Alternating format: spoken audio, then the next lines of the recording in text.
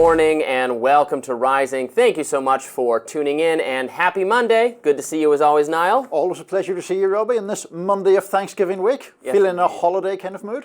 Yes, I am. I'm counting down the days, eager to see my family back in Michigan at the end of the week. Going to travel there, so I'm excited for that. Excellent. Well, excited on your behalf, but also excited to know, Robby, what is on your radar?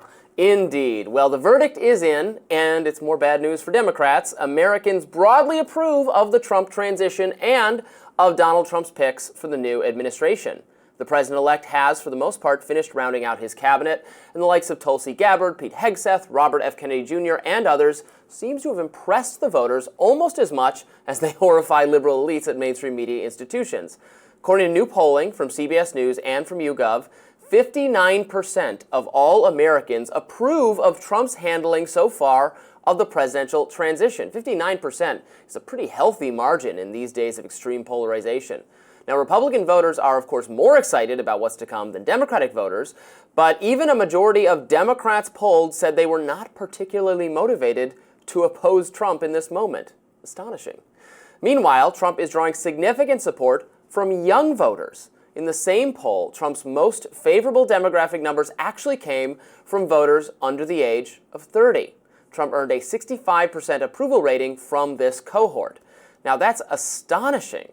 So much for the old adage that young people lean liberal and become more conservative over time. Young people today are, by some calculations, more reliably right-leaning than older Americans. It just goes to show that Democratic hopes and Republican fears that demographics are destiny and the GOP would eventually be forever doomed to obscurity due to the changing makeup of America. Nope, did not work out like that at all. Now, according to the polling, this highest political priority among all Americans is to lower the price of goods and services. No other issue came anywhere close to that in terms of importance, according to this poll. Now, the American people could not be clearer that they voted for a clean break with the failed policies of the Biden-Harris agenda, and with the reckless spending that many economists argue have contributed massively to inflation. Americans are sick spending more on groceries, more on rent, more on gas, more on insurance, and so on. Trump should and must move quickly to address this reality, and the Democratic Party, which is out of power because the voters do not trust its leadership, should fall in line with the agenda or risk its own irrelevance. Now, unfortunately, prominent Democrats are resorting to the all too familiar tactics to legitimize Trump's picks for top cabinet spots.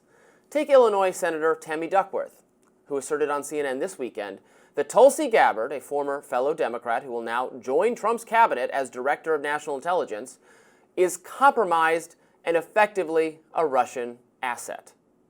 She's a critic of U.S. intelligence operations. She has promoted Russian propaganda. Your fellow Democrat, Debbie Wasserman Schultz, called her, quote, likely a Russian asset. Now, you and Tulsi Gabbard are both veterans. You served with her in the House. What do you think of her?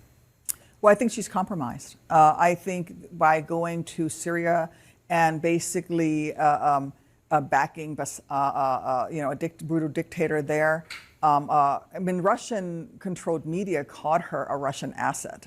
So I do think that we have a real deep concern whether or not she's a compromised person. And frankly, the U.S. Intelligence Committee, the U.S. intelligence community has identified her as having troubling relationships with America's foes. And so my worry is that she couldn't pass a background check. Contemptible. Shame on Duckworth for parroting these absurd talking points that if you criticize U.S. foreign policy, you are effectively a Russian agent. But notice CNN's complicity here. Dana Bash set up the question as follows. Tulsi is, quote, a critic of U.S. intelligence operations. She has promoted Russian propaganda. As if these are the same thing. If you echo some foreign criticisms of the U.S. government, even those criticisms are well-founded, you are accused of being in league with the U.S.'s enemies. Now, back in 2019, when Gabbard was running as a Democrat for the Democratic Party's presidential nomination, she clarified her stance on all this. She said that while she did not personally think Syrian dictator Bashar Assad was, quote, a good person, she also did not think he was an enemy of the United States such that we should intervene in the civil war taking place there in Syria. By the way, she added that Vladimir Putin was in fact an adversary of the U.S., some Russian asset. Gabbard believes, as a great many Americans do, that the toppling of liberal regimes all over the world, is not in the best interests of global security, nor of U.S. security. That for all the trillions of dollars and lives lost, policing the world and installing ostensibly pro-U.S. governments, what has resulted is death, waste, corruption, and instability. Gabbard believes that U.S. intelligence experts are well aware of these dynamics and have not been honest with the American people about them. She believes, as Donald Trump apparently does, that it is time to change things in the federal intelligence bureaucracy and make it responsive to actual levers of democratic control, to the will of the people, to Congress, and to the president, not to a permanent cabal of intractable G-men. If Democrats like Tammy Duckworth want to stand in the way of this, well, that's their prerogative. They might want to come up with a more unique playbook instead of doing Russia, Russia, Russia all over again. Hasn't worked yet, but there's always next time. Good stuff, interesting stuff, provocative stuff, as usual, Robby. Glad to see it. Thank you, Niall. So before we get into Tulsi Gabbard, which I think is really important, just on those poll numbers about the what did you make of transition, them? What I made of them was that actually people do, of course, accept that he won, so there isn't any real dispute about that. It's always a plus. It is always a plus, yes. It didn't happen. Wish we saw more of that last time. I'll Absolutely. happy to concede that to you. Yes. The other thing is that I think that actually what voters tend to punish people about when they first come into power or coming into power is retreating from their promises, the suggestion that they're going to do something different to what they promised. And Trump has pushed through, or is seeking to push through, nominees who are quite in line with what he promised. So it doesn't surprise me that much that the numbers are reasonably good. I do think it's Democrats, I think, will continue to oppose him. That question about are Democrats motivated to oppose him now he's president was slightly confusingly worded. I mean, there were still 46% of Democrats who said it made no difference. And I assume that just means they're opposed to him and will continue to be opposed to him, and it will just remain consistent. Young people moving to the right is definitely an interesting trend. And if you looked at the demographic, that was his best statistic. That was a higher statistic for him than like the white vote or any of that nature. It was young people under 30. And that is one of the things about politics, that it is endlessly fascinating because politics develops in ways that you don't anticipate sometimes. I had not envisioned there being a rightward shift 5 years ago, say, and there pretty obviously has been, whether that is dissatisfaction with the status quo, whether it's a matter of people leaning on more independent sources of information. The success of the podcast strategy is what I think it all of that.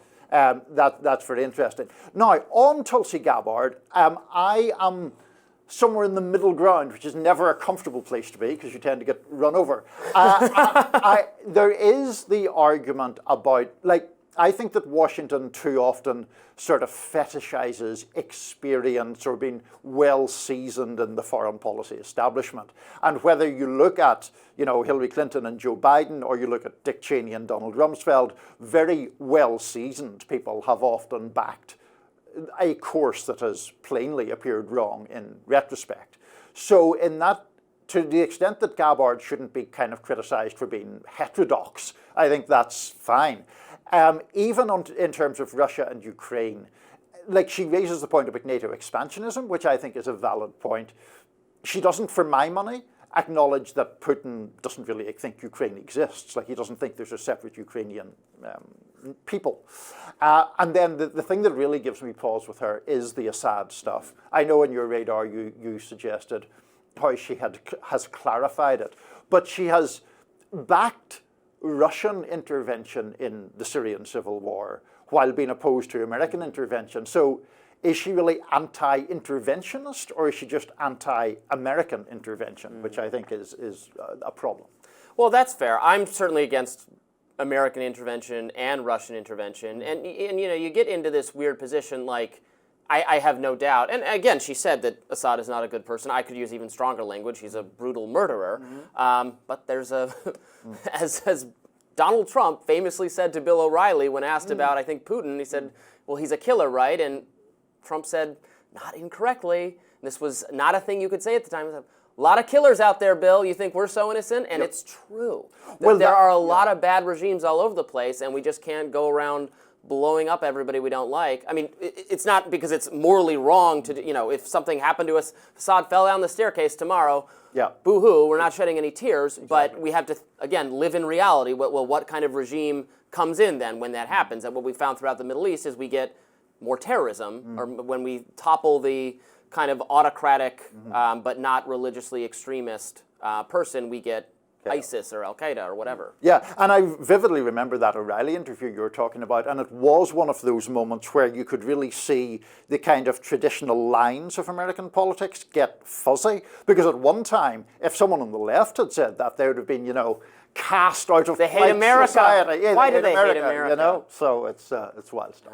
Trump has scrambled many things. He has, absolutely. Well, we will be continuing to talk about Trump's cabinet appointments, which, as I said, are mostly made at this point, but we're going to look at a few of them a little bit more closely coming up right after this.